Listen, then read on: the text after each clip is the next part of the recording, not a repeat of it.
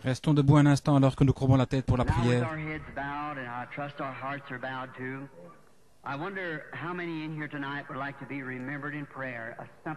J'aimerais combien aimerait qu'on se souvienne d'eux dans la prière alors que nous avons la tête inclinée et le cœur aussi. Voulez-vous simplement lever la main pour dire « Oh Dieu, donne-moi ce que je cherche ce soir, que le Seigneur vous bénisse. » Notre Père Céleste, comme nous approchons maintenant humblement de ce grand trône de la grâce, par la foi, nous avançons dans l'au-delà, où Dieu et les anges et les chérubins et toute l'armée céleste est rassemblée, car il a dit que même un moineau ne peut pas tomber par terre sans que le Père Céleste ne le sache.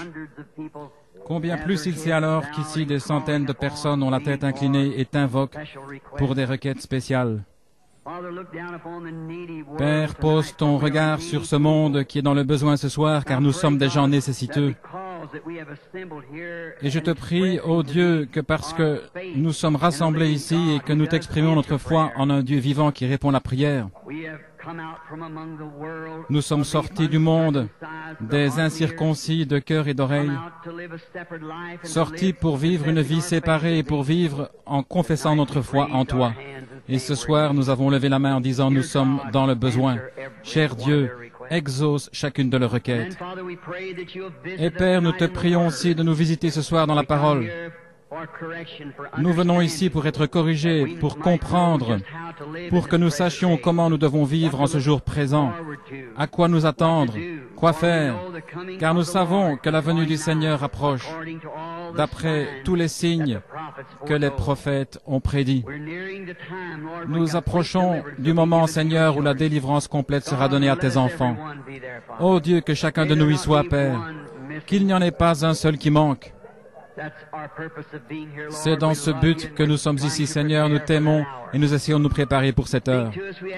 Parle-nous, nous le demandons encore ce soir, et guéris les malades. Tous ceux qui sont malades et affligés dans la salle, nous te prions de les guérir, Seigneur. Et en particulier ceux qui ont des besoins spirituels. Nous te prions de sauver chaque âme perdue. Remplis chaque croyant du Saint-Esprit. Et renouvelle la force et la puissance dans tes enfants qui croient. Accorde ces choses, Père. Nous demandons beaucoup parce que tu nous as dit de demander. Demander en abondance. Demander de grandes choses, beaucoup d'entre elles, afin que nos joies soient rendues parfaites. Et nous les demandons au nom de Jésus-Christ. Amen. Vous pouvez vous asseoir.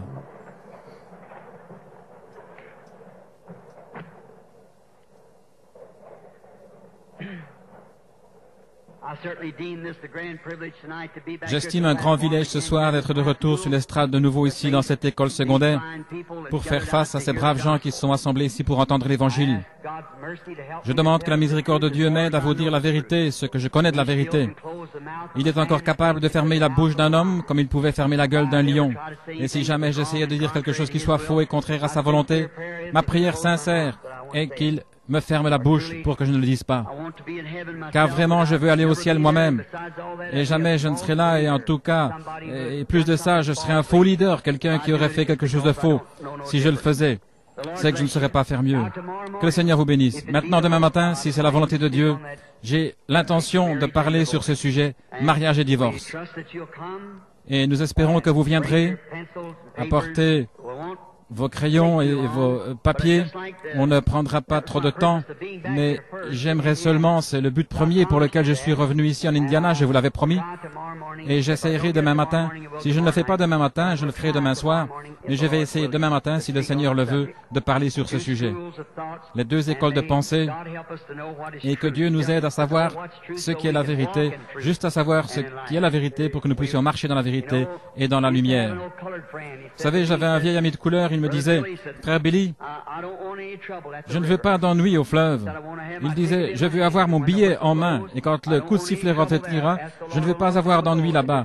J'ai demandé au Seigneur il y a longtemps s'il y a quelque chose qui ne va pas, que je le règle maintenant même. » Il disait, « Parce qu'il fera sombre et orageux ce matin où la barque partira pour l'autre côté. » Il disait, « Je ne veux rien qui s'interpose, je veux m'occuper de tout ça maintenant, c'est pour ça qu'on est ici, pour essayer de nous occuper de tout ce qui peut s'interposer pour qu'on puisse monter à bord en cette heure-là. » Maintenant, je ne vais pas vous parler très longtemps ce soir parce qu'on a 2 réunions demain. Et ensuite, je partirai directement pour ailleurs, pour d'autres réunions. Maintenant, dans le livre de Deutéronome, je voudrais lire au chapitre 16, les 3 premiers versets, Deutéronome 16, 1 à 3. Observe le mois d'Abib et célèbre la Pâque, l'Éternel ton Dieu. C'est dans le 4e mois d'Abib que l'Éternel ton Dieu t'a fait sortir d'Égypte pendant la nuit. Tu sacrifieras la Pâque à l'Éternel ton Dieu, tes victimes de menu et de gros bétail, dans le lieu que l'Éternel a choisi pour y faire résider son nom. Maintenant, mon sujet ce soir, c'est le lieu d'adoration choisi par Dieu. Si vous remarquez, le mois ABIB, là, ça veut dire avril. C'est au mois d'avril que Dieu les a fait sortir. Et maintenant, la chose étrange, c'est que nous, ce soir, en tant qu'adorateurs de Dieu, dans le jour dans lequel nous vivons, et nous trouvons tellement d'idées différentes des gens. Et aussi longtemps qu'il y a des idées différentes sur une chose, qu'il y a plusieurs questions, il doit y avoir une seule vraie réponse à chaque question qui est posée. Si je posais la question, c'est quoi ça? Eh bien, il dirait, une chair. À quoi ça sert? Vous voyez? Maintenant, là, quelqu'un pourrait dire, ce n'est pas une chair, c'est une planche. Eh bien, c'est une planche, mais c'est quand même une chair. Vous voyez, il faut qu'il y ait une vraie réponse à ça. Et si je pose une question sur quoi que ce soit, il doit y avoir une vraie réponse. Il peut y avoir quelque chose qui approche, mais il doit y avoir une réponse vraie, directe à chaque question. Ainsi donc, à chaque question qui se pose dans notre vie, il doit y avoir une réponse vraie, correcte. Et maintenant, aujourd'hui, on entend dire tellement de nos gens dans le monde aujourd'hui. Comme je suis missionnaire, j'ai fait plusieurs voyages outre-mer et autour du monde. Et j'étais en contact avec beaucoup de religions différentes, comme Bouddha, et les musulmans, et les Sikhs, et les Jains, et quoi encore? Des religions du monde. Et puis ici, chez nous aux États-Unis, et d'autres pays étrangers, de rencontrer toutes nos différentes églises, comme nos églises dénominationnelles, en commençant par la catholique romaine primitive, et ensuite la grecque, et les différents rites, et ensuite jusque tous les âges dénominationnels de 900 et quelques dénominations protestantes. Maintenant, chacune d'entre elles, bien sûr, on peut voir leur idée, je ne veux pas le leur reprocher, chacune croit qu'elles sont la vérité, qu'elles ont la vérité, et les gens qui appartiennent à ces églises devraient croire ça, parce qu'ils ont établi leur destinée éternelle sur l'enseignement de cette Église. Et elles sont tellement différentes les unes des autres que ça fait 900 et quelques questions différentes. Donc, comme il y a 900 et quelques questions différentes, il doit y avoir une réponse correcte. Et j'aimerais que nous, ce soir, puisque nous essayons d'aller au ciel et de rencontrer notre Seigneur Jésus que nous aimons tous, j'aimerais sonder les Écritures pour trouver ça. Or, si c'est une question biblique, alors elle devrait avoir une réponse biblique. Elle ne devrait pas pouvoir venir d'un groupe d'hommes, d'une certaine confrérie, ou d'un éducateur, ou d'une dénomination. elle devrait venir directement de l'Écriture, où se trouve le lieu de rencontre de Dieu, d'adoration. Et certainement, puisqu'il est Dieu, il doit y avoir un lieu de rencontre quelque part où ils se rencontrent. Maintenant, nous découvrons ici que dans le Deutéronome, au début, Moïse répète l'Écriture, les choses qu'il leur avait dites, comment il les avait fait sortir par un grand bras puissant de l'Égypte et les avait établis au début. Ils étaient appelés le peuple de Dieu jusqu'à ce qu'ils sortent d'Égypte, et ensuite ils étaient appelés l'Église de Dieu. En effet, une Église est un rassemblement, ou en réalité, l'Église veut dire les appeler hors d'eux, ceux qui ont été appelés à sortir, et ils sont sortis d'Égypte pour être l'Église. Maintenant, Dieu leur avait dit, avant qu'ils aient établi le temple et tout ce qu'ils ont fait, « Je choisirai le lieu de mon adoration et j'y mettrai mon nom. » Et c'est le seul lieu où Dieu rencontrera jamais quelqu'un, celui de son propre choix. Il a choisi son lieu. Et là où il a choisi son lieu, il a mis son nom. Le verset 2 ici nous dit qu'il mettrait son nom dans le lieu qu'il avait choisi pour que les gens l'y adorent. Maintenant, ce qu'on veut, c'est trouver où est ce lieu, avec 900 et quelques idées différentes, encore en mettant de côté toutes les religions païennes et en ne parlant que de la religion chrétienne. Pourtant, j'ai de la sympathie pour les païens, sinon je n'irais certainement pas leur parler, mais ils ont tort. Le christianisme est la seule religion qui est vraie, c'est le christianisme. Et je ne dis pas ça simplement parce que je suis un chrétien. En effet, je crois que c'est la vérité.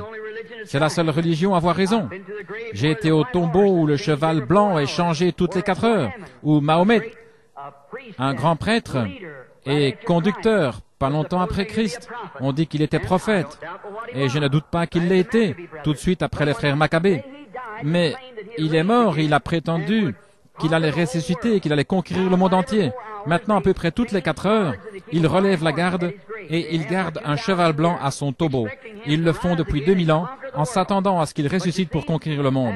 Et vous voyez, et vous prenez Bouddha. Bouddha a vécu il y a plusieurs centaines d'années, il y a environ 2300 ans, le dieu du Japon. C'était un philosophe, un peu comme Confucius et ainsi de suite.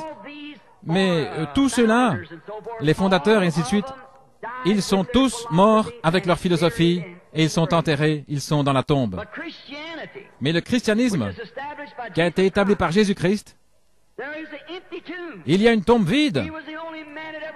Le seul homme qui soit jamais tenu sur la terre, qui ait vécu et dit « J'ai le pouvoir de donner ma vie et de la ressusciter à nouveau. » Et il l'a fait. Et il est vivant aujourd'hui. Et nous savons qu'il vit, parce qu'il est avec nous. Et il nous en donne la preuve par des signes et des miracles physiques qu'il a promis de faire pour le montrer, au point que la colonne de feu qui conduisait les enfants d'Israël dans le désert est avec nous aujourd'hui. Elle s'est même laissée prendre en photo. Elle accomplit les signes et les prodiges qu'il a promis qu'elle ferait en ce jour. Tandis que nous voyons toutes les paroles qu'il a promises se manifestent aujourd'hui.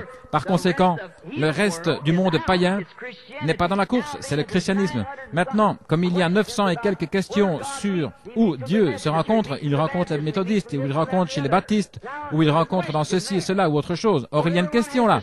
Alors chacun doit rechercher son propre salut avec crainte et tremblement. Mais ce soir, je vais essayer de trouver et de prouver dans l'Écriture où est le lieu exact où les gens rencontrent Dieu et l'adorent. Et si c'est celui-là, alors c'est le seul lieu où il se rencontrera jamais.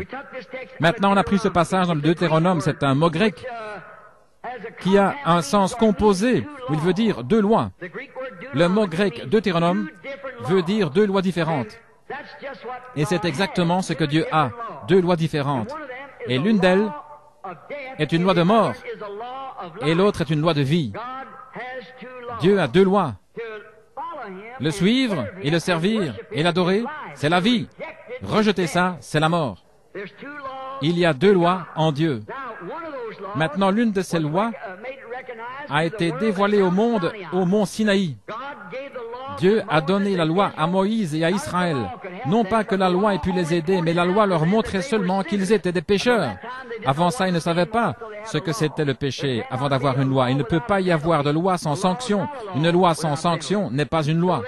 Ainsi donc, transgresser la loi, c'est le péché, et le salaire du péché, c'est la mort.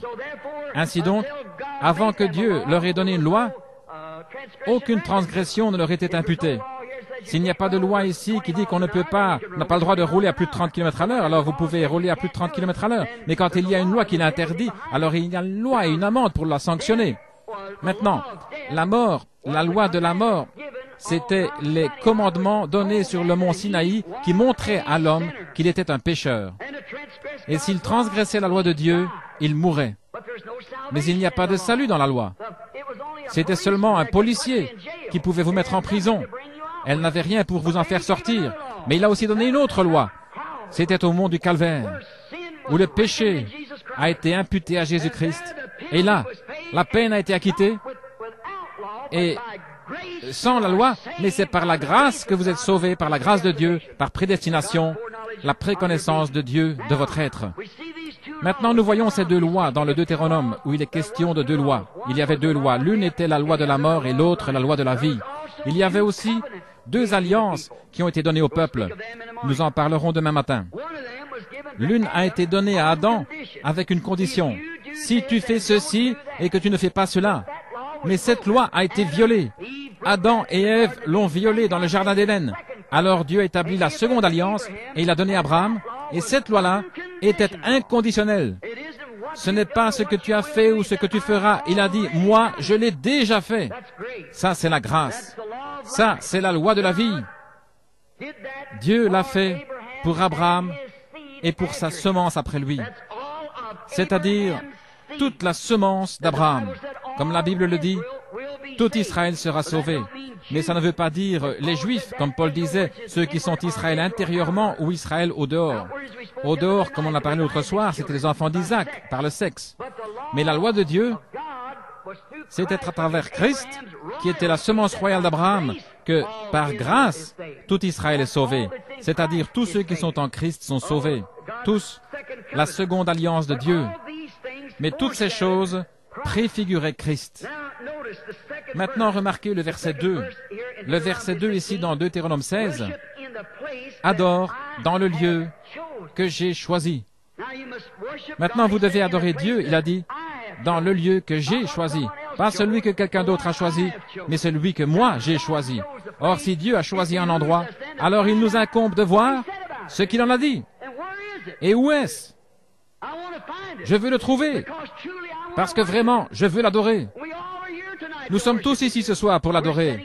Nous sommes assis ce soir des méthodistes, des baptistes, des catholiques, des témoins de Jéhovah, des chrétiens scientistes et tout, mais nous cherchons tous quelque chose. Nous voulons connaître la vérité. La Bible dit, vous connaîtrez la vérité, et la vérité vous affranchira.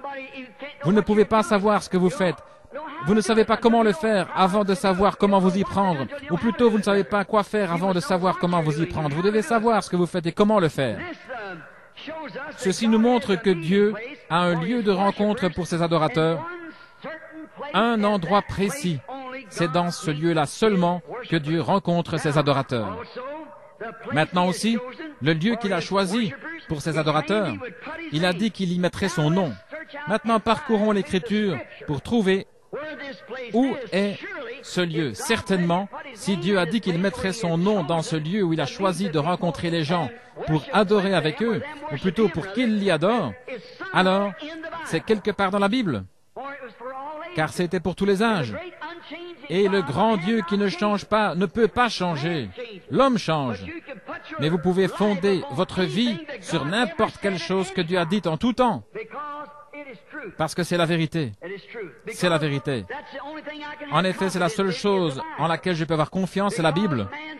En effet, la parole des hommes faillira, mais Dieu est suprême. Cette année, je devrais en savoir plus que je n'en savais l'année passée. Vous aussi, chaque jour, nous sommes limités. Donc nous avançons en connaissance. Mais Dieu est infini. Il est infini. Et comme il est infini, il ne peut pas avancer en connaissance. Il est parfait dès le départ. Chaque décision est forcément absolument juste. Et de la manière dont Dieu agit une fois, il doit agir de la même manière pour toujours, ou alors il se serait trompé quand il a agi la première fois. Si un homme est jamais venu à Dieu pour recevoir le salut, sur la base où il a accepté, ce doit être sur cette même base qu'on doit être accepté chaque fois. C'est vrai. Si un homme n'est jamais venu à Dieu pour avoir la guérison divine et que Dieu l'a accepté sur une certaine base, le suivant arrive, il doit l'accepter de la même manière, ou alors il s'est trompé la première fois. Dieu a donné une base sur laquelle il rencontrerait l'homme. Il a donné une base pour ce qu'il ferait, comment il le ferait. Et c'était par le sang du sacrifice d'un agneau dans le jardin d'Éden. Dieu n'a jamais changé, à aucun moment. Il a décidé comment il sauverait les hommes. Aujourd'hui, on a essayé d'y faire entrer les hommes par une instruction, on a essayé de les former dans les écoles, de les instruire, de faire des dénominations, on a essayé de faire toutes sortes d'autres choses comme cela, de les faire entrer, les baptiser, tout ce qu'on peut faire. Mais c'est toujours pareil. Dieu rencontre un homme sous le sang versé de l'agneau. C'est par le sang que Dieu l'a fait au commencement et c'est par le sang que Dieu le fait ce soir. C'est bien de faire pénitence et toutes ces choses, mais c'est seulement par le sang qu'on peut avoir le salut. Le sang, c'est la seule manière que Dieu a choisie pour sauver les hommes, et il ne peut pas changer ça. Job avait la même chose, il savait qu'il était juste, parce qu'il avait offert le sacrifice que Dieu avait exigé de lui. Maintenant, cherchons-là pour voir où est cet endroit, l'endroit où il a mis son nom. Il va falloir qu'on trouve où il a mis son nom. Alors si on trouve quel est le nom de Dieu et où il l'a mis, à ce moment-là, on aura trouvé le lieu d'adoration. Dès qu'on aura trouvé ça, toutes ces choses, bien sûr, c'était une ombre des choses à venir. Toute la loi préfigurait les choses à venir. Tout comme la lune est une ombre du soleil. Elle sert en l'absence du soleil. Tout comme l'Église doit servir en l'absence du SON, le Fils de Dieu. En l'absence du Fils, la lumière mineure, l'Église, les croyants servent Dieu et donnent de la lumière en l'absence du Fils. Mais quand le soleil se lève, on ne voit plus la lune, parce qu'elle s'est couchée. Elle n'a plus besoin de sa lumière, parce qu'elle ne donne qu'une lumière indirecte qu'elle tire du soleil. Maintenant, c'est comme le mari et la femme, le soleil et la lune, l'Église et Christ. Et nous voyons que comme ces choses sont une ombre de Christ, tous les sacrifices, toutes les fêtes, tout ce qu'il y avait dans l'Ancien Testament préfigurait Christ. Tout comme l'ombre qui se projette sur le sol. Maintenant, voici, on va devoir trouver le bon lieu d'adoration. C'est de reprendre l'Ancien Testament ici où il a été donné et de voir ce que ces choses étaient. Maintenant, quand une ombre est projetée sur le sol, on peut dire si c'est un homme ou une femme, une bête ou quoi que ce soit, parce que ça projette une ombre sur le sol. Et quand cette ombre raccourcit, l'ombre c'est le négatif, il ne peut y avoir de négatif sans qu'il y ait un positif. Donc, quand le positif se rapproche du négatif, le négatif est absorbé dans le positif. L'ombre et le positif se rejoignent. Et c'est ce qui donne le positif. Et si toutes les anciennes choses, dit la Bible, dans l'Ancien Testament, étaient des ombres, des choses à venir, alors par conséquent, Christ était l'ombre des choses à venir. Donc on peut voir par les types de l'Ancien Testament où il a choisi de mettre son nom pour maintenant. Alors, comme l'image projetée sur le sol, je disais, c'est le négatif, c'est un type. Ainsi, nous, les adorateurs, nous pouvons aussi voir les ombres de l'Ancien Testament se fondre dans le positif du Nouveau. Maintenant, toutes les fêtes, les jours de fête, tout le tabernacle, tout le bois, tout ce qu'il y avait dans le tabernacle, tout représentait Christ en type, toutes les offrandes, toutes les lois, tout était en type de Christ. On a étudié ça maintes et maintes fois ici au tabernacle. Alors on voit à travers ça que tous les credos, toutes les églises, toutes les dénominations restent loin en arrière. Ils ne sont même pas du tout dans la course. Tous les credos, toutes les églises, toutes les dénominations sont complètement exclus. Il n'y a absolument aucune place pour eux. Il n'y a rien dans l'Ancien Testament, ni nulle part dans la Bible qui soit le type de l'Église à part l'unité forcée de la tour de Babel. C'est la seule chose qui soit le type de cette unité. En effet, elle a été faite par Nimrod, un homme mauvais qui est allé forcer tous les petits pays à se réunir autour de cette grande tour. C'était une adoration religieuse, bien sûr, mais que la parole de Dieu n'envisageait pas. Alors, c'est là qu'on trouve le type de la religion dénominationnelle dans la tour de Babel, dans l'Ancien Testament. Et cette religion était bien sûr une religion, mais ce n'était pas la religion de la parole de Dieu. Dieu n'a pas choisi de mettre son nom dans aucune dénomination. Je veux qu'on me donne le passage d'Écriture si c'est le cas. Je sais qu'il prétend qu'il a fait, mais il ne l'a pas fait. Il ne peut pas mettre son nom en plusieurs endroits, car il a dit qu'il avait mis son nom dans un seul lieu. Et ce lieu-là, chacune des dénominations aime à prétendre que c'est eux ce lieu-là, mais c'est contraire. Mais où a-t-il mis son nom? Et quel est son nom, premièrement? Nous devons trouver quel est le nom de Dieu d'abord, pour ensuite trouver ce qu'il met en ce lieu-là. Maintenant, nous voyons qu'il avait beaucoup de titres. Il est appelé Père, ce qui est un titre. Et il a été appelé Fils, ce qui est un titre. Il a été appelé Saint-Esprit, ce qui est un titre. Il a été appelé la Rose de Saron, ce qui est un titre. Le Lys de la vallée, un titre. L'Étoile du matin, Jéhovah Jireh, Jéhovah Rapha. 7 différents noms composés de rédemption. Et c'étaient tous des titres. Aucun d'entre eux n'était un nom. Mais il a un nom.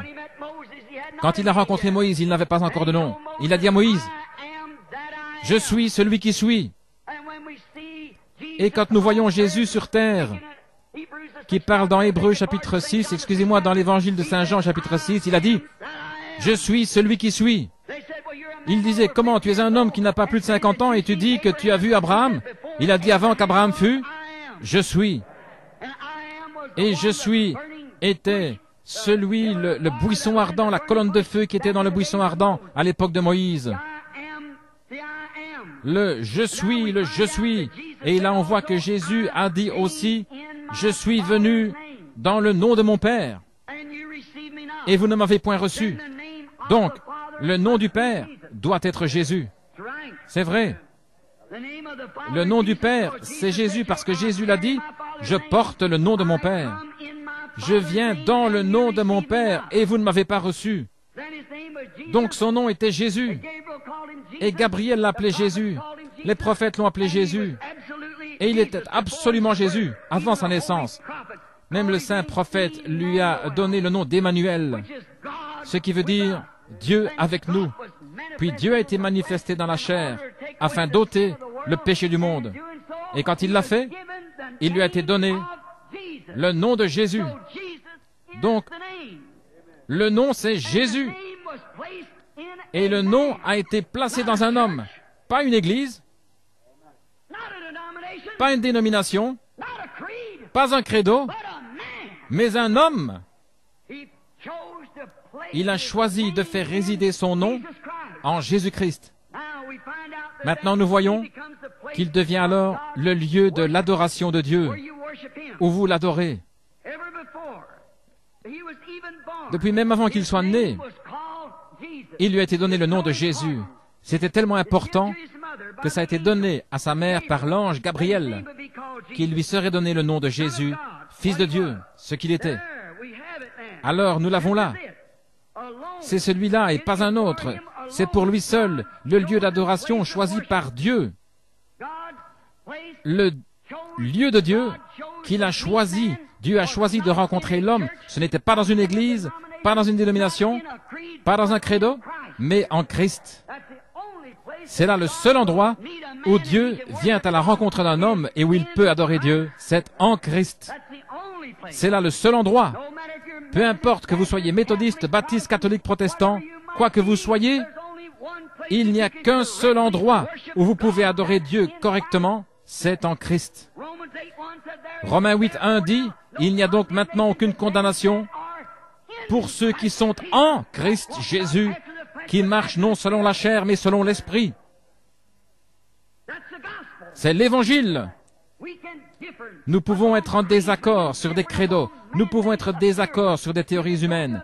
Vous pouvez aller à une église méthodiste, vous devez être méthodiste, une baptiste, baptiste, une catholique, catholique. Mais une fois que vous êtes baptisé en Christ, que vous êtes devenu un membre de son corps, il n'y a plus de différence. Les murs de séparation sont renversés et vous êtes libre parce que vous êtes en Christ Jésus. Et vous adorez Dieu en esprit et en vérité.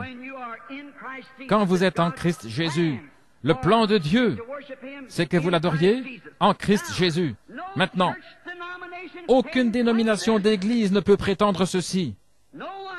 Personne ne peut prétendre cela. Comment osez-vous prétendre de telles choses? Faire une telle chose serait d'un esprit antichrist, ce serait enlever à Christ. Lui retrancher quelque chose. Vous ne pouvez pas faire ça. Christ est le seul lieu où Dieu rencontre les adorateurs.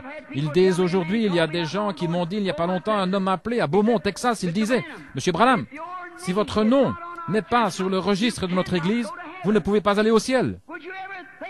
Pouvez-vous imaginer ça? Ne croyez jamais une chose pareille. Ils pensent que vous devez appartenir à une certaine église, sinon vous ne pouvez pas aller au ciel. C'est faux. Croire ça, c'est antichrist. Je dirais ceci, si vous croyez un tel esprit, vous êtes perdu. C'est une bonne preuve que vous êtes perdu, parce que c'est enlevé de ce que Dieu a fait. Dieu n'a jamais mis son nom dans aucune église. Il l'a mis dans son Fils, Jésus-Christ, quand lui et son Fils sont devenus un. C'est l'authentique lieu d'adoration. Il n'y a pas d'autre fondement de poser, pas d'autre rocher. Sur Christ, le rocher solide, je me tiens. Tout autre sol est du sable mouvant. Les dénominations vont s'effondrer, tomber, les nations auront une fin, mais lui demeurera pour toujours. Pas d'autre lieu qu'un homme puisse trouver pour adorer Dieu, où Dieu lui répondra. Pas d'autre lieu qu'en Christ Jésus. C'est le seul lieu où Dieu ait choisi de mettre son nom, et c'est le seul lieu où il rencontre l'homme pour l'adoration. Vous êtes perdus à croire quoi que ce soit d'autre. Remarquez, les 7 fêtes juives étaient toutes célébrées dans le même lieu.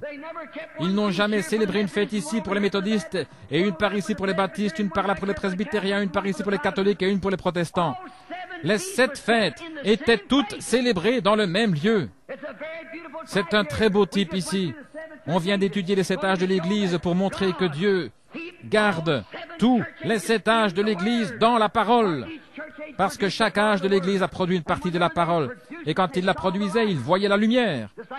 Tout comme les premiers qui ont découvert qu'on devait baptiser au nom de Jésus. Qu'est-ce qu'ils ont fait? Ils en ont fait une dénomination et elle est morte aussitôt. Alors Dieu est tout de suite passé à quelqu'un d'autre. Il ne restera pas dans un de ses credos et de ses dogmes. Il n'a rien à faire avec ça. Il n'y a rien de perverti en Dieu. La parole de Dieu est sainte, non adultérée. Christ est le point central d'adoration de Dieu. Il est Dieu. Les 7 fêtes devaient toutes être célébrées dans ce même lieu. On ne pouvait pas célébrer la fête ailleurs. Mais ces 7 fêtes de l'année devaient être célébrées en un même lieu. C'est pourquoi les 7 âges de l'Église devaient venir d'un seul et même lieu. C'était Christ qui parlait dans tous les 7 âges de l'Église. C'est absolument vrai. Un type des 7 âges de l'Église. Mais ils en ont fait des dénominations. Maintenant, examinons un autre type pendant qu'on y est. C'est le type de la Pâque qui préfigurait Jésus. Ici, on remarque le sacrifice du sang par la mort. Le sacrifice du sang, c'était l'endroit qui préfigurait Christ. Est-ce qu'une dénomination aurait pu saigner? Est-ce que vous pouvez imaginer qu'une église saigne? Qu'une dénomination saigne?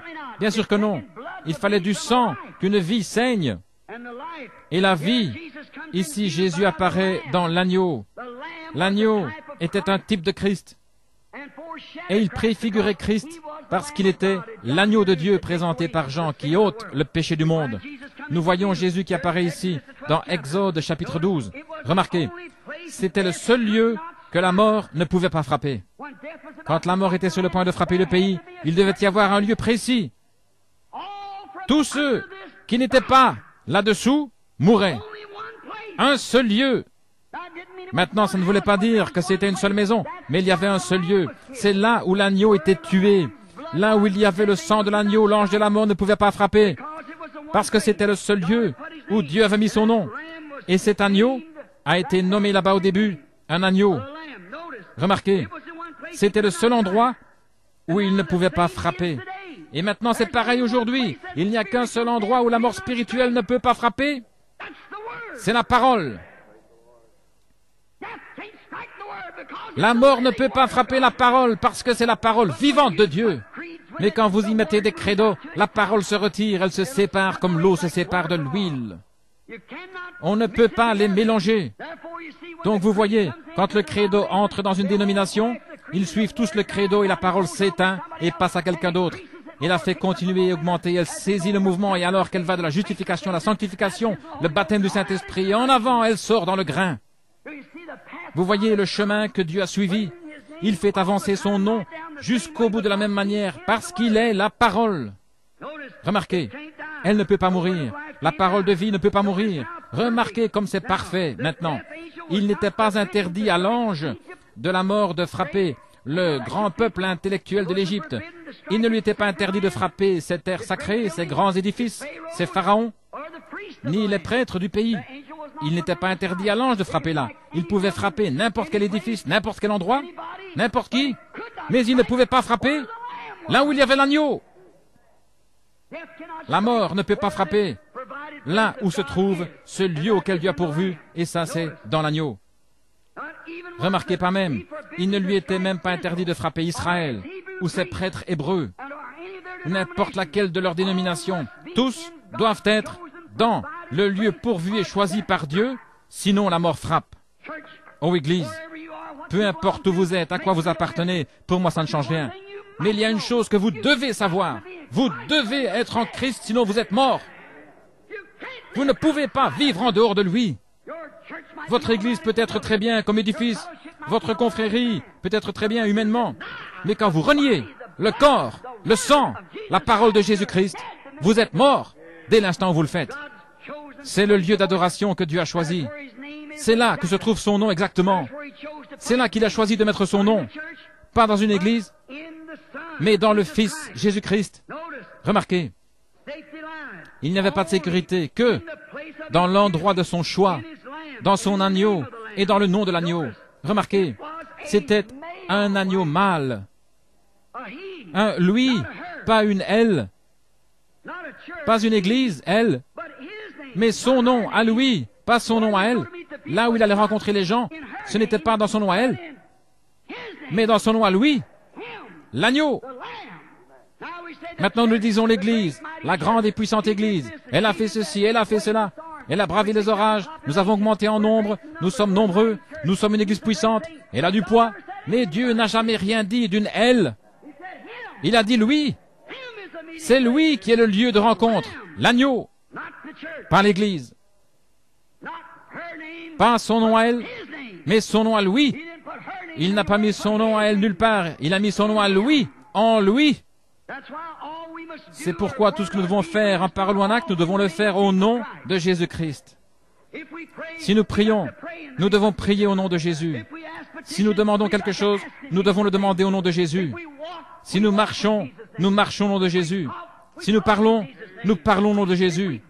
Si nous baptisons, nous devons baptiser au nom de Jésus-Christ. Car tout ce que nous faisons en parole ou en acte, faites-le au nom de Jésus-Christ. Une fois, un homme discutait de ça avec moi, et il me disait, frère Branham, ma femme, il disait, elle, son nom est tel et tel, c'est un prédicateur, il est peut-être assis ici maintenant, et il disait, ma femme, elle porte mon nom. Je vais dire Jones parce que ce n'était pas Jones. Il disait, eh bien, elle n'est pas obligée de se lever chaque matin, de prendre le balai et de dire, maintenant, je passe le balai au nom de Jones, je fais la vaisselle au nom de Jones, et je raccommode les habits au nom de Jones. Il disait, je crois qu'il n'y a pas besoin de citer de nom du tout. J'ai dit, je crois qu'il faut le faire. C'est vrai. Il a dit, eh bien, elle n'a pas besoin de dire tout ce qu'elle fait. C'est au nom de Jones dès le départ. J'ai dit, mais vous n'avez pas pu passer dans la rue, la prendre et lui dire, viens avec moi, Jones. Il a fallu qu'elle devienne d'abord par une cérémonie de mariage, une Jones. Sinon, vous vivez dans l'adultère. Et si vous êtes baptisé dans n'importe quelle autre manière que dans le nom de Jésus-Christ, c'est un baptême adultère qui ne se trouve pas dans la Bible. Ensuite, tout ce que vous faites en parole ou en acte, faites-le au nom de Jésus. Après ça, ce que vous faites, mais vous devez d'abord prendre son nom. Il y a beaucoup de braves femmes dans cette salle ce soir. Des femmes honnêtes, respectables. Mais il n'y a qu'une Madame William Branham. C'est elle qui rentre à la maison avec moi. C'est elle qui est ma femme. Il y a des braves gens dans le monde, de bonnes églises. Mais il n'y a qu'une seule Madame Jésus-Christ. Et c'est elle qu'il vient chercher. C'est là que se trouve son nom. C'est là que se trouve son adoration. En elle et en elle seule. C'est vrai. Oh oui, monsieur. Nous voyons que c'est vrai. Maintenant, c'est pourquoi nous, tout ce que nous faisons en parole en acte, nous le faisons au nom de Jésus-Christ. Il n'y a sous le ciel aucun autre nom qui ait été donné pour le salut, en dehors du nom de Jésus-Christ. Dans Actes chapitre 2, il est dit, « Car sachez-le, il n'y a aucun autre nom qui ait été donné sous le ciel, par lequel un homme doit être sauvé, seulement dans le nom de Jésus-Christ. » Amen. J'espère que vous comprenez. Le nom de Jésus-Christ, le plus haut des cieux porte son nom. Toute la famille dans les cieux s'appelle Jésus, dit la Bible, et toute la famille sur terre s'appelle Jésus. Alors voilà le nom que Dieu a choisi et où il l'a mis. C'est son lieu d'adoration. C'est en Jésus-Christ. Maintenant, nous savons qu'il en est ainsi. Pas d'autre lieu pour adorer qu'en lui. Il n'y a sous le ciel aucun autre nom qui ait été donné parmi les hommes par lequel ils doivent être sauvés. Son nom est le nom de rédemption de Dieu. Dieu porte le nom de Jéhovah Jireh, Jéhovah Rapha, Jéhovah Jireh. Le Seigneur pardonne tous tes péchés, Jéhovah Rapha. Le Seigneur guérit toutes tes maladies. Il en a beaucoup de titres, mais il a un seul nom de rédemption qui appartient à la race humaine, et c'est le nom de Jésus. Voilà son nom qu'il a choisi de mettre. Où est-ce qu'il l'a mis? Il l'a mis en Christ. Tous les autres noms d'église, credo, titres, c'est la mort de se confier en eux. Si vous vous confiez à l'église méthodiste pour vous emmener au ciel, vous êtes perdu. Si vous vous confiez aux pentecôtistes, à l'église pentecôtiste pour vous emmener au ciel, vous êtes perdu. Et l'église baptiste, luthérienne, presbytérienne, catholique ou n'importe quelle autre, si vous vous fiez à leur nom ou à leur titre, leur credo, vous êtes perdu. En effet, vous ne pouvez même pas adorer avant d'être d'abord entré dans le lieu d'adoration. Amen. C'est là le seul lieu où Dieu rencontre l'adorateur. C'est le lieu où il a choisi de mettre son nom. Tous les autres, si vous confiez en eux, vous mourrez. Une autre ombre de Jésus ici, j'ai noté ça, le passage de l'Écriture. Il est préfiguré ici. Il doit être sans défaut. L'endroit où il met son nom, cet agneau doit être sans défaut. Maintenant, à quelle dénomination ou système pouvez-vous attribuer ça? À quelle église? Catholique, protestante, juive, quelle qu'elle soit, à quel système, dénomination, est-ce qu'on peut attribuer ça, être sans défaut? Tout ça, c'est rejeté, refusé. Mais il y a un lieu. Alléluia. Ce lieu, c'est en Jésus-Christ. Il n'y a aucun défaut en lui. Il n'y a aucune faille en lui. Vous ne pouvez pas attribuer ça.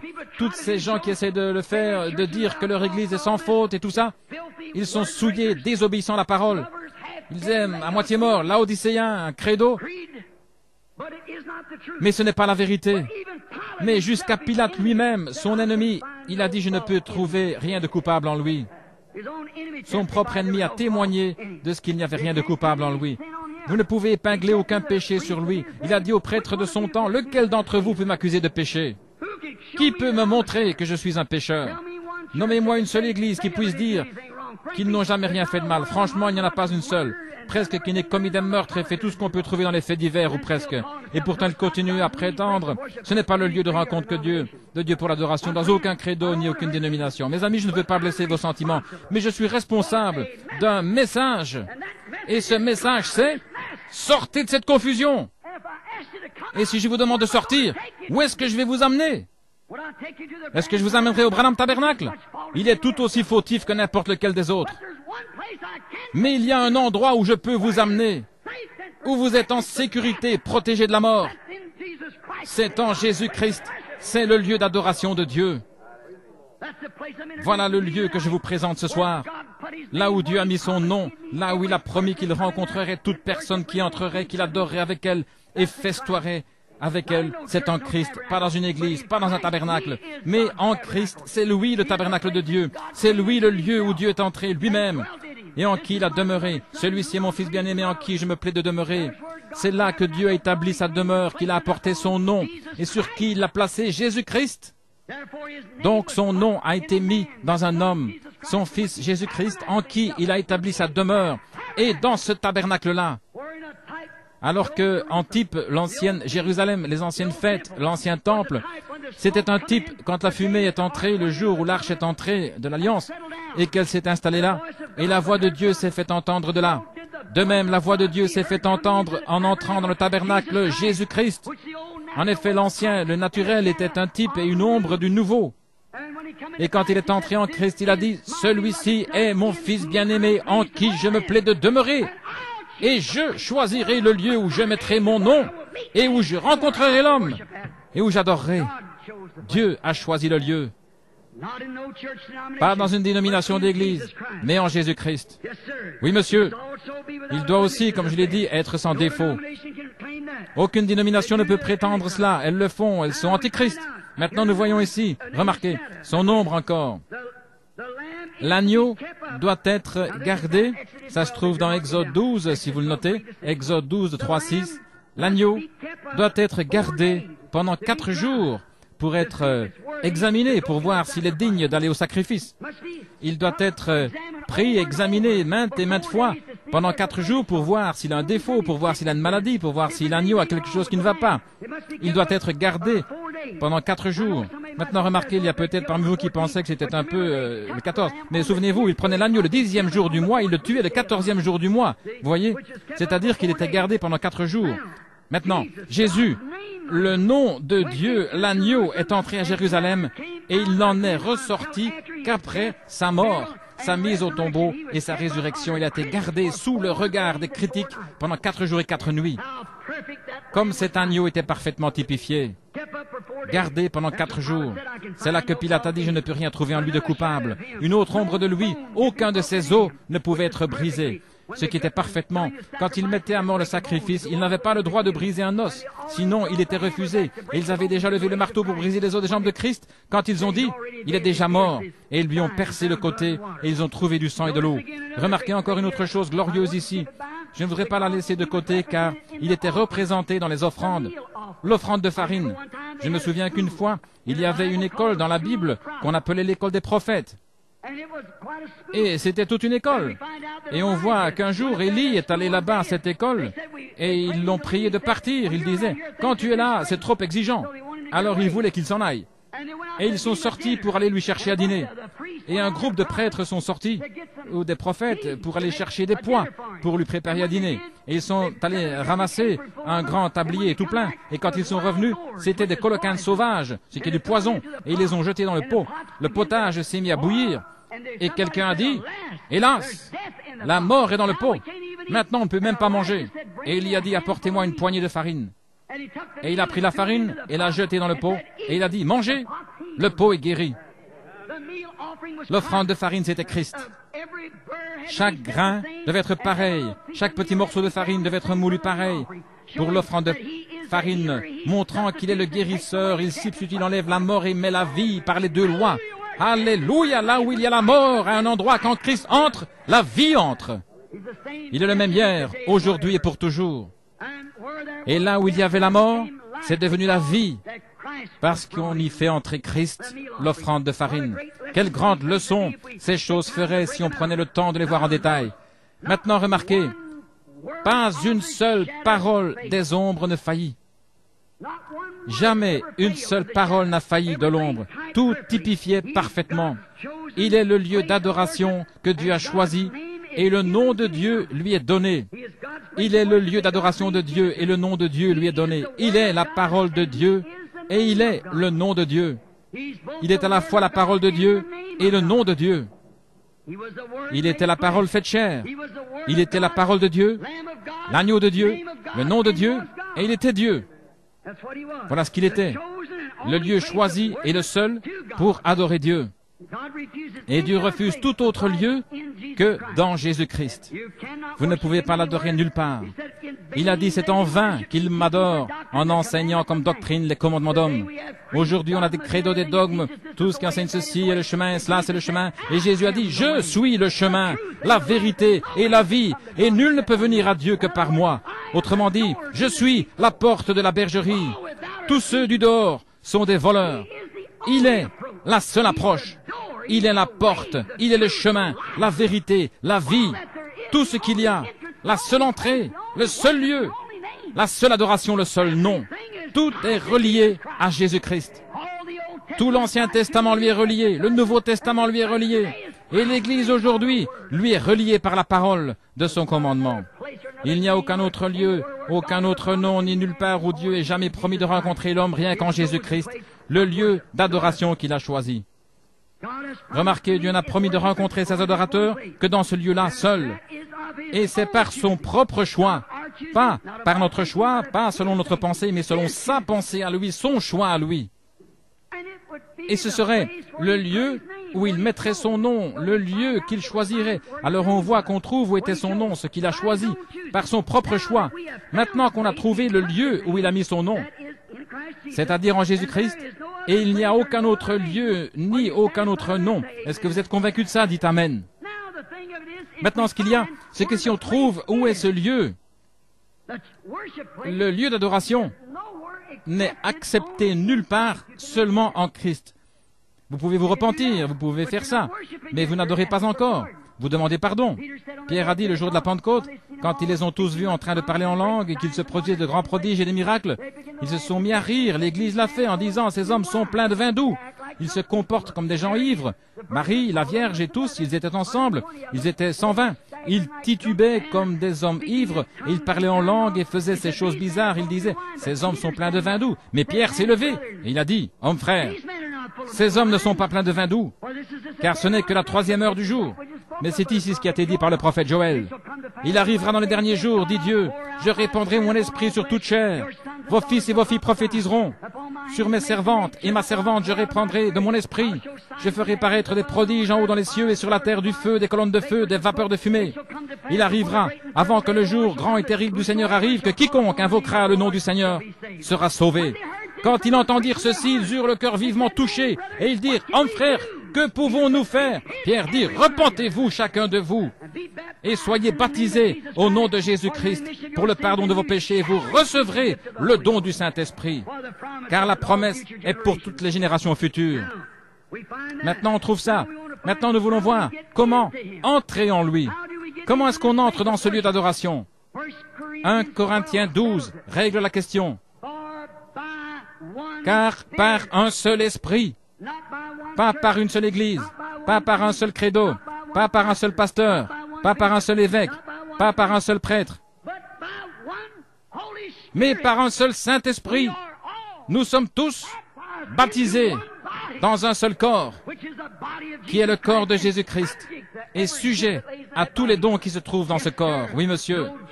Pas par une adhésion, pas en récitant des credos, en se faisant gonfler, en se laissant tomber, en serrant la main, rien d'autre. Mais c'est par naissance que nous sommes baptisés dans le corps de Jésus-Christ. Amen. Par un seul Saint-Esprit, nous sommes tous baptisés dans un seul corps. Et qu'est-ce que ce corps? Au commencement était la parole, et la parole était avec Dieu, et la parole était Dieu, et la parole a été faite chair, et elle habitait parmi nous.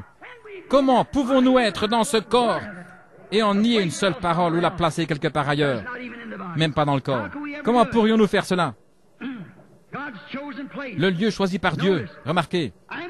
Et quand vous êtes vraiment baptisé en lui, la véritable évidence, c'est que vous le croyez, lui, la parole. Comment pouvez-vous être une partie de lui et ensuite le renier? Comment est-ce que je peux nier que ma main, c'est ma main? Si je fais ça, il y a quelque chose qui ne tourne pas rond chez moi, mentalement. Comment puis-je? S'il y a quelque chose qui ne tourne pas rond chez moi mentalement, parce que je nie que c'est ma main, alors je nie que c'est mon pied. Il y a quelque chose qui ne tourne pas rond spirituellement chez le croyant, qui nie toute parole que Dieu a jamais dite et promise. Il y a quelque chose qui ne tourne pas rond spirituellement chez ce prétendu croyant. Vous ne pouvez pas nier une seule lettre de lui, parce que vous êtes devenu une partie.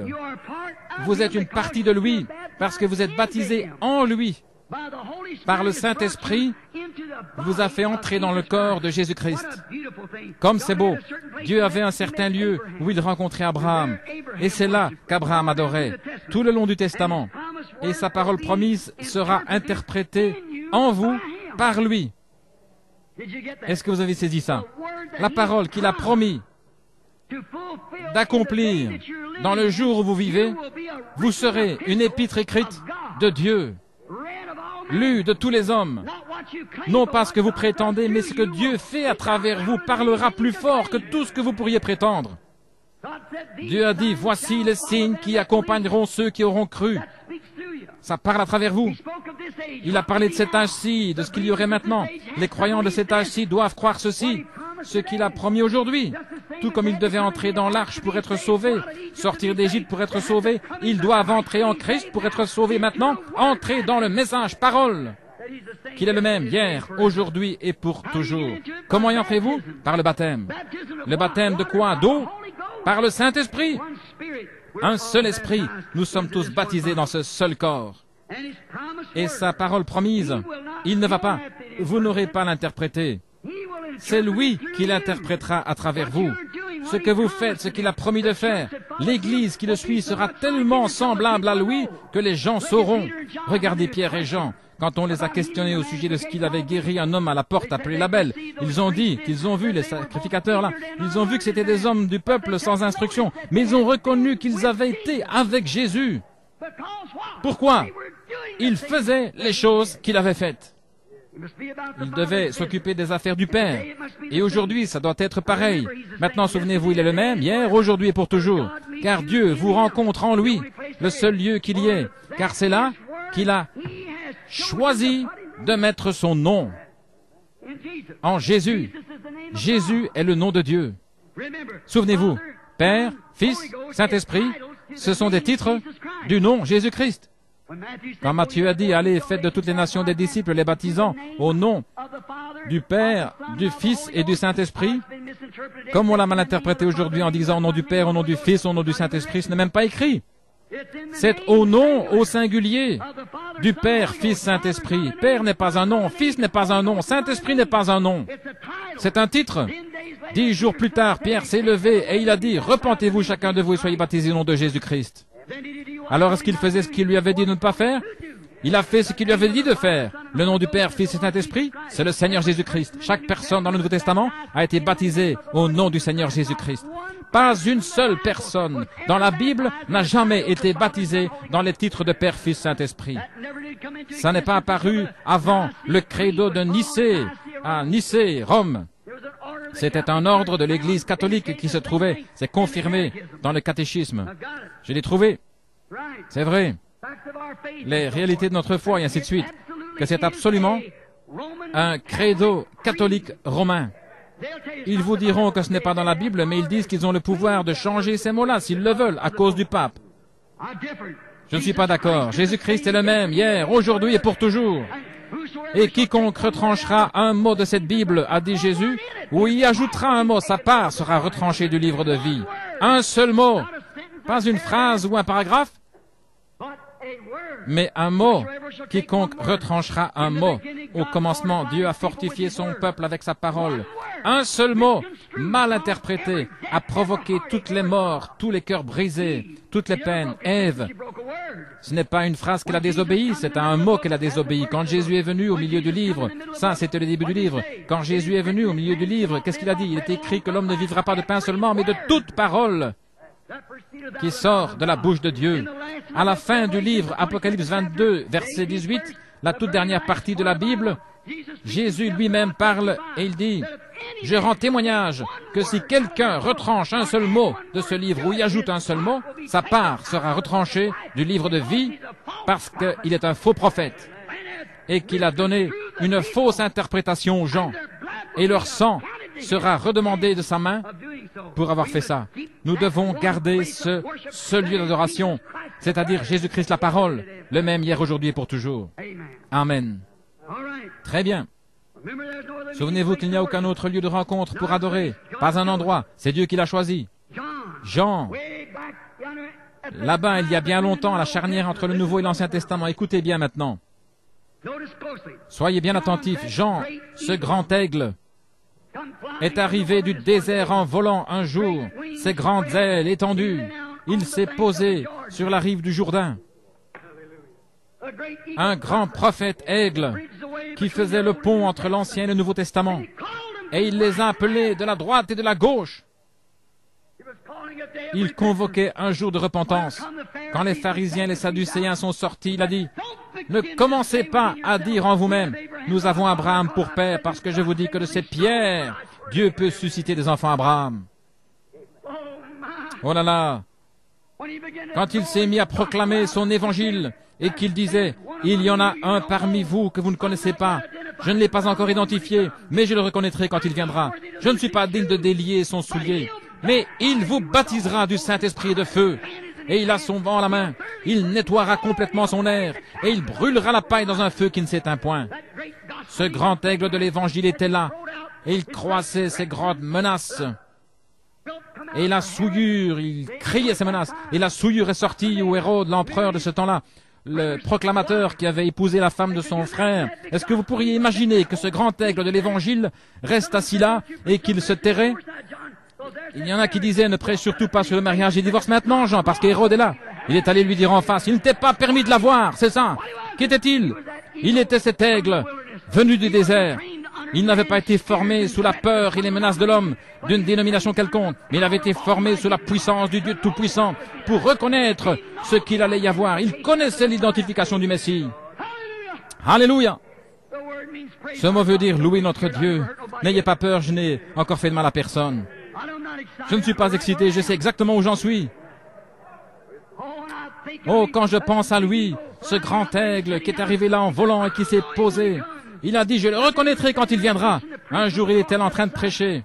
Les sacrificateurs étaient de l'autre côté. Il disait, tu veux dire qu'il viendra un temps où le sacrifice perpétuel sera enlevé, ce grand temple qu'on a construit et tout le travail qu'on a fourni, nous, la grande dénomination. Il a dit, il viendra un temps où tout ça sera éliminé. Ça ne se peut pas, tu es un faux prophète. Et il a regardé autour de lui, il a dit, voici, il est là. Voilà le lieu d'adoration que Dieu a choisi. Voilà l'agneau, le véritable agneau qui ôte le péché du monde. Il n'a pas dit, voici venir le méthodiste, voici venir le baptiste ou le catholique. Il a dit, voilà l'agneau de Dieu qui ôte le péché du monde. La seule zone protégée qui existe, c'est dans cet agneau de Dieu. C'est en lui seul qu'il y a le salut. Dans aucune église, aucun credo, aucun peuple, aucun père, mère, aucun saint homme, rien, aucun saint Dieu. C'est dans le Dieu saint, le Seigneur Jésus-Christ, où Dieu a fait résider son nom sur un être humain pour la rédemption, celui qui a payé le prix pour nous pécheurs. C'est le seul endroit qu'il y a le salut. Voilà le rocher sur lequel je me tiens. Jean l'a identifié. Il a dit, je ne le connaissais pas quand je l'ai vu s'approcher. Mais là-bas où j'ai fait mes études, pas au séminaire comme son papa, pas comme le sacrificateur formé, mais dans le désert, où il était au séminaire théologique du Dieu Tout-Puissant, à entendre la parole de Dieu, pas ce qu'un groupe d'hommes avait concocté, mais ce que Dieu en avait dit. Et quand Jean a levé les yeux et qu'il a vu venir l'Esprit, il a dit, je rends témoignage, c'est lui. Alléluia. Voilà votre lieu d'adoration. Voilà votre refuge. Voilà l'agneau de Dieu qui ôte le péché du monde. Pas une église, un credo, quoi que ce soit, mais l'agneau de Dieu qui ôte le péché du monde. Vous voyez comment Jean a classé ça. Il n'a pas dit, c'est vous les pharisiens qui avez raison, ou les sadducéens, les hérodiens. Il a dit, voilà l'agneau, voilà le Dieu, il a le nom. Il est celui-là. Aucun autre nom sous le ciel. Regardez ce que Jésus a dit de Jean maintenant. Un jour, Jean a envoyé voir ce qu'il faisait.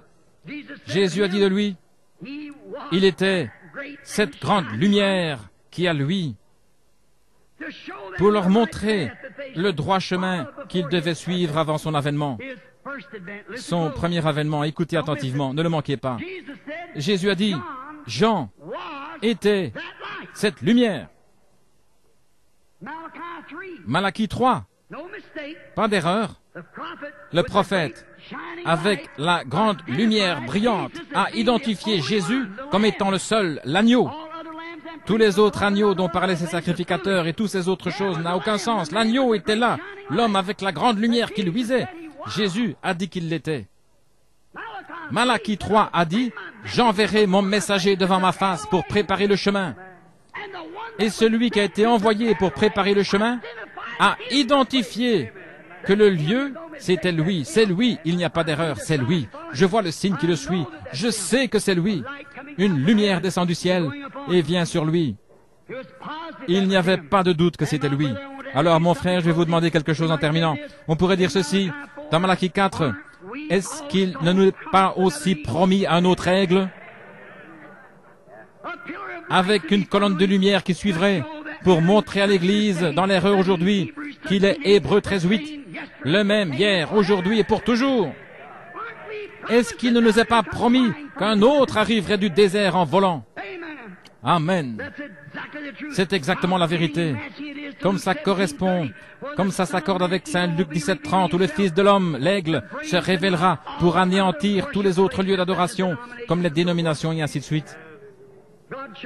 Dieu a choisi son lieu Jean a dit, le voilà. Et puis, il nous est promis la même chose aujourd'hui. Malachie 4 pour amener le cœur des enfants, pour dire qu'il n'est pas mort, que ces choses ne sont pas pour un autre âge. Le baptême au nom de Jésus, ce n'était pas pour une époque reculée, mais il est le même maintenant. Anéantir tous les autres lieux d'adoration. Voilà ce que l'aigle du dernier jour doit faire. Montrer que tout le reste, ça n'a pas de sens. Que la dénomination, c'est de la folie. Mais de leur montrer de nouveau, avec le même signe qu'il faisait, qu'il est le même hier, aujourd'hui et pour toujours. Alléluia. Et également dans Apocalypse 4, 7, on a vu 4 êtres vivants qu'on vient juste d'étudier. Le premier, on a vu que c'était le lion. C'était le premier être vivant qui s'est avancé pour relever le défi de ce jour-là, le lion de la tribu de Juda. Après lui, l'être vivant suivant est venu. Et on a vu que l'être suivant, c'était un bœuf, qui est une bête de somme, un sacrifice. Au jour de la cathédrale romaine, l'église s'est éteinte, un sacrifice. Celui qui est venu ensuite, c'était un homme, un être vivant avec la face d'un homme, et cet homme, c'était le réformateur, l'instruction de l'homme, la théologie, ainsi de suite. Mais le dernier être vivant qui devait voler, le dernier être vivant qui devait venir, la Bible a dit que c'était un aigle qui vole. Alléluia. Et le prophète a dit qu'en ce jour-ci, la lumière paraîtra. Alléluia. En ce jour-là, il y aura de la lumière. Il y a eu un jour des réformateurs. Il y a eu un jour qui n'était qu'une ombre. On ne peut dire ni jour ni nuit, mais au temps du soir, au temps de l'aigle, il y aura de la lumière au temps de l'aigle. Le sentier de la gloire, tu le trouveras certainement. C'est dans la voie de l'eau qu'est la lumière d'aujourd'hui, ensevelie dans le précieux nom de Jésus. Jeunes et vieux, repentez-vous de tous vos péchés. Le Saint-Esprit vous baptisera certainement à l'intérieur. Les lumières du soir sont venues.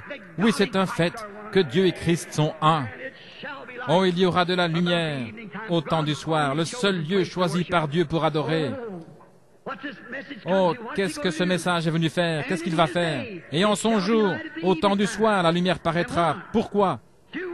Pour accueillir ces enfants qui rentrent à la maison, dans la véritable terre promise, par le même signe de la colonne de feu qui a conduit les enfants d'Israël à travers le désert. Le lieu choisi par Dieu pour adorer Jésus-Christ. C'est le seul lieu qu'il y a. C'est le seul nom que Dieu a pour le salut. C'est le nom qu'il a donné à la famille au ciel quand elle est sur terre, c'est Jésus-Christ. Ô Église, ô peuple, amis pécheurs, ne vous confiez en rien d'autre qu'en Jésus-Christ. Ne vous confiez en aucun prédicateur. Ne vous confiez en personne d'autre pour vous sauver. Ne vous confiez dans aucune église, aucun credo, aucune dénomination. Confiez-vous seulement en Jésus-Christ, car il est la lumière de l'heure. Courbons la tête.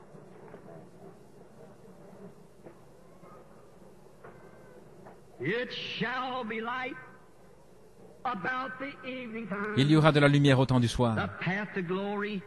Le sentier de la gloire, tu le trouveras certainement. C'est dans la voie de l'eau qu'est la lumière aujourd'hui, ensevelie dans le précieux nom de Jésus. Jeunes et vieux, repentez-vous de tous vos péchés. Le Saint-Esprit entrera certainement. Les lumières du soir sont venues. Oui, c'est un fait que Dieu et Christ sont un. Oh, frères, sœurs, si vous n'êtes pas encore repentis, si vous n'avez pas encore été baptisés au nom de Jésus-Christ, voulez-vous prendre ce départ ce soir? Voulez-vous donner à Dieu l'occasion de vous accueillir dans le lieu où vous pouvez l'adorer?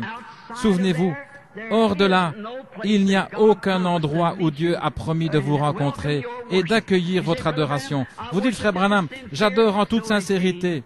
Caïn aussi. Il a fait toutes les sortes d'offrandes qu'Abel a faites, mais c'était la mauvaise offrande. Vous pouvez bien aller à l'église et payer vos dîmes et vous acquitter de votre devoir comme un chrétien doit le faire, avec tout autant de sincérité que n'importe quel homme ou femme. Voilà maintenant une trentaine d'années que je suis ici autour de cette ville à crier le même message. Je me fais vieux. Je ne peux pas rester encore très longtemps avec vous, mais souvenez-vous, au jour du jugement, ma voix est enregistrée et elle s'élèvera contre vous. Il n'y a qu'un seul lieu où Dieu met son nom. Et ce n'est pas dans une église, mais en Jésus. Il n'y a qu'un seul lieu d'adoration, qu'un seul lieu où vous êtes reçus, et c'est dans le bien-aimé, Jésus-Christ. Il n'y a aucun autre nom sous le ciel qui ait été donné parmi les hommes par lequel être sauvé, aucune église, credo, rien du tout, Jésus-Christ. Et c'est ça qui doit être le message de l'heure. Ramener les cœurs des enfants, les ramener à la foi qui a été transmise au sein une fois pour toutes. Ne voulez-vous pas l'accepter ce soir? Et pendant que nous avons la tête inclinée, ceux qui aimeraient qu'on se souvienne d'eux dans la prière, voulez-vous simplement lever la main? On ne peut pas faire d'appel à l'autel parce qu'il y a simplement trop. Que Dieu vous bénisse. Oh là là, à ma gauche, je crois, il y en a 300. Maintenant à ma droite, voulez-vous lever la main et dire, je veux qu'on se souvienne de moi. Je pense qu'il y a 150 en plus là à ma droite. On a un tabernacle près d'ici, avec un grand bassin rempli d'eau. Un pasteur, un bon pasteur, frère Orman Neville, des associés, ces hommes autour ici que vous voyez, que vous rencontrez n'importe quel jour, n'importe quel soir, à n'importe quelle heure, quand des gens veulent être baptisés, qui se sont repentis, c'est toujours prêt. Et si vous obéissez à ce commandement, vous êtes sûr, par une promesse de Dieu, si vous êtes sincère dans votre cœur, de recevoir le baptême du Saint-Esprit.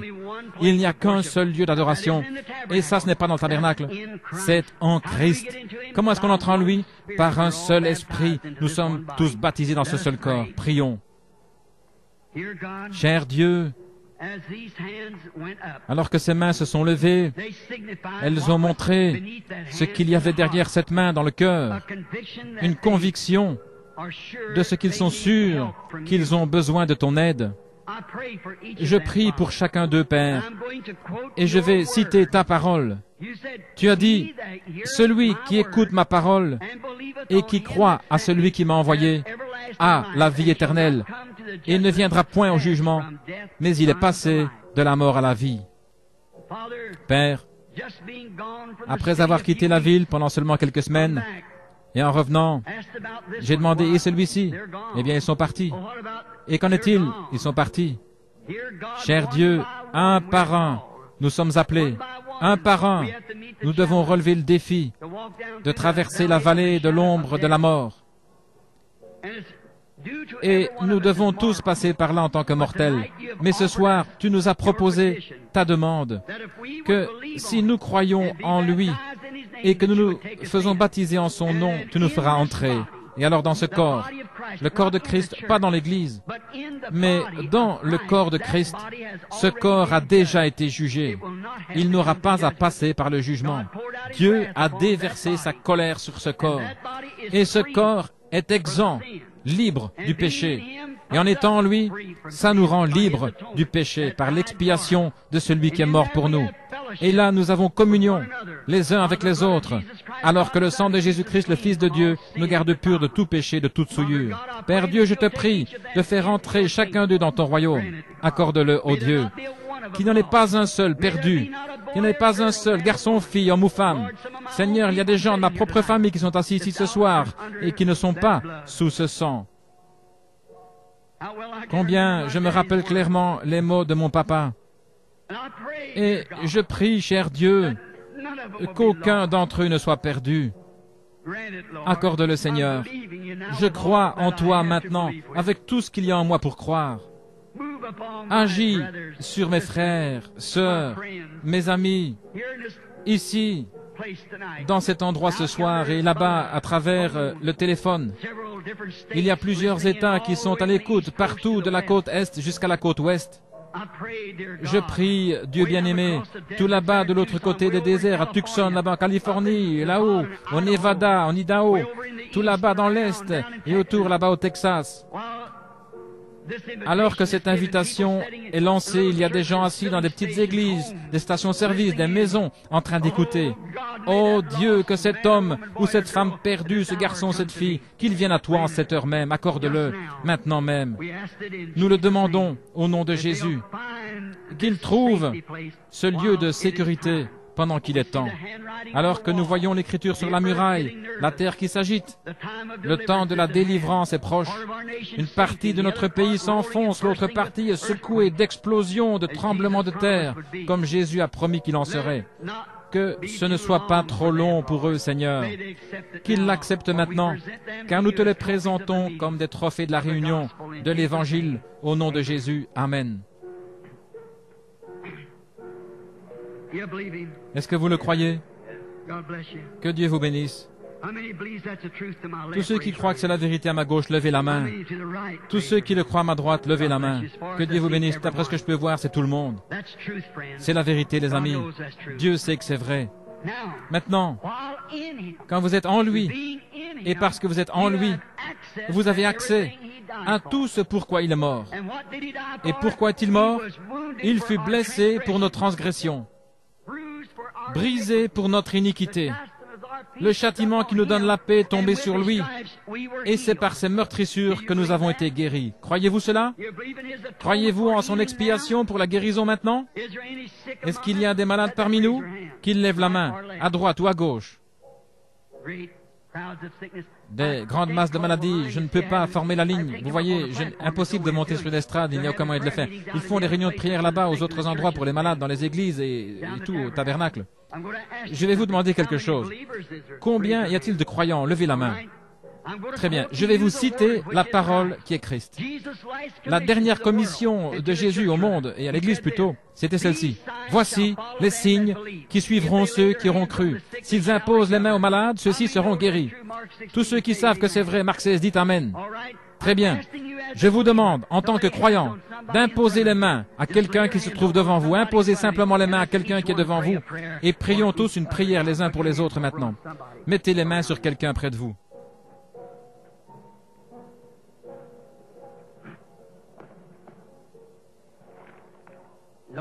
Seigneur, il y a une boîte de mouchoirs ici devant moi,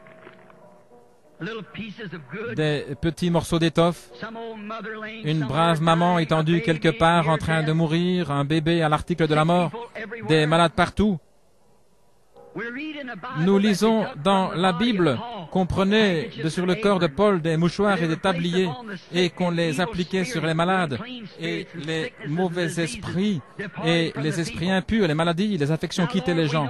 Maintenant, Seigneur, nous savons que nous ne sommes pas Saint Paul, mais nous savons que tu es toujours Jésus, le seul lieu d'adoration pourvu par Dieu. Et maintenant, aujourd'hui, ces personnes ont confessé avoir la même foi, qu'ils croient la même chose que ces gens-là. Certainement, tu as préparé le moyen pour eux. Et je pose mes mains sur ces mouchoirs en demandant que les maladies et les afflictions quittent le corps des personnes sur qui ils vont être appliqués au nom de Jésus-Christ. Maintenant, il nous est enseigné que quand Israël sortait de l'Égypte, comme il devait le faire, sur le chemin du devoir, qu'ils étaient en chemin vers la terre promise, la mer Rouge leur a barré le chemin. Et Dieu a abaissé les regards à travers la colonne de feu, et la mer a pris peur. Elle s'est retirée. Elle a laissé Israël traverser vers la terre promise. Oh Dieu, abaisse les regards à travers le sang de Jésus ce soir, et que la maladie se retire, et que Satan soit chassé, et que les gens traversent vers cette promesse de bonne santé et de force. Comme Dieu a dit par-dessus toute chose, je souhaite que tu prospères en bonne santé. Maintenant, alors que tu vois là, Seigneur Jésus, les mains de ces personnes imposées les uns sur les autres, elles symbolisent leur foi. En ce que tu as dit, ces signes suivront ceux qui auront cru. Ils prient à leur manière à eux, les uns pour les autres. Leurs voisins prient pour eux. Maintenant, Seigneur, ce défi a été relevé. Satan, le grand bluffeur, n'a aucun droit de retenir un enfant de Dieu. Il est un être vaincu. Jésus-Christ, le seul lieu d'adoration, le seul vrai nom, l'a vaincu au calvaire. Et nous invoquons son sang maintenant même, par lequel il a vaincu toute maladie, toute affection. Et je conjure Satan de quitter cet auditoire. Au nom de Jésus-Christ, sors de ces gens et qu'ils soient libérés. Tous ceux qui acceptent leur guérison sur la base de la parole écrite, rendez-en témoignage en vous levant et en disant, j'accepte maintenant ma guérison au nom de Jésus-Christ. Levez-vous. Gloire à Dieu. Voilà. Regardez par ici des infirmes et tout qui se lèvent. Gloire à Dieu. C'est ça. Croyez simplement. Il est ici. Comme c'est merveilleux.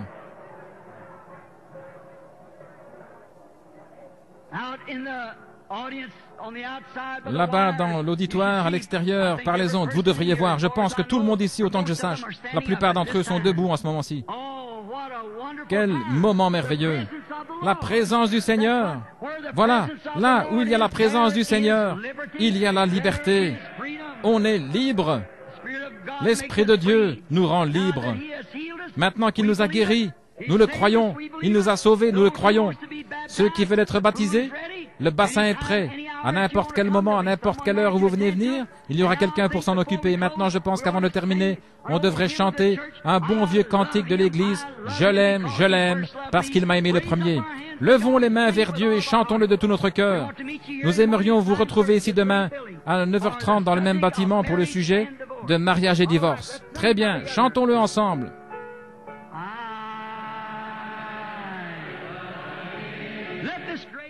Que ce grand auditoire le chante maintenant.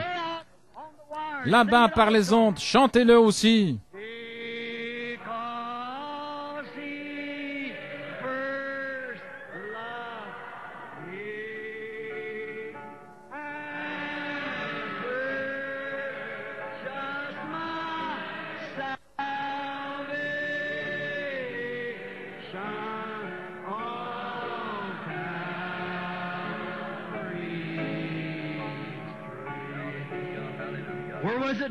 Où est-ce que ça a été fait?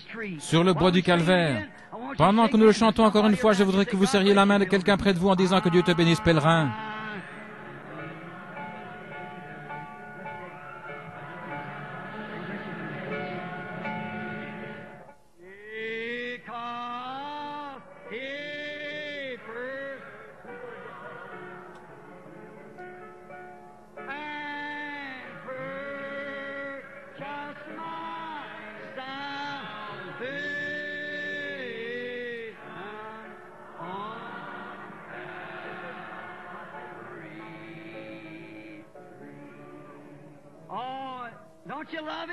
Oh, vous l'aimez, n'est-ce pas?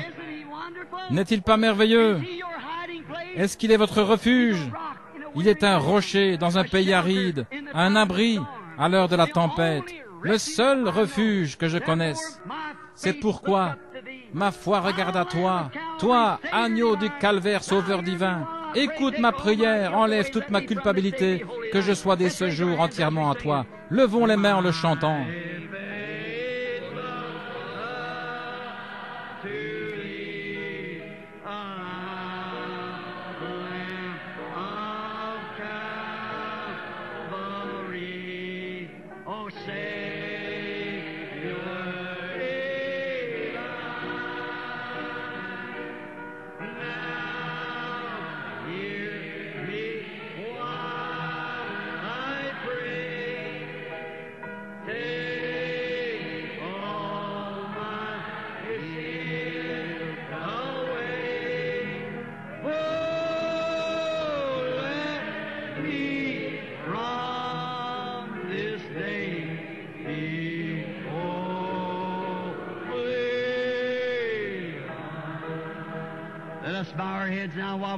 Courbons la tête maintenant pendant que nous le fredonnons. Et dans le labyrinthe sombre de la vie,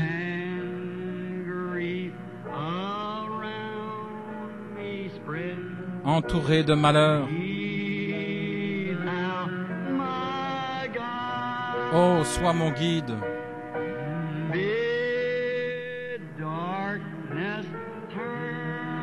Ordonne que ces ténèbres se changent en lumière.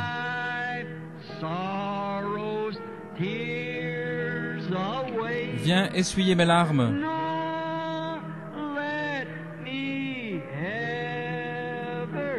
Que jamais loin de toi,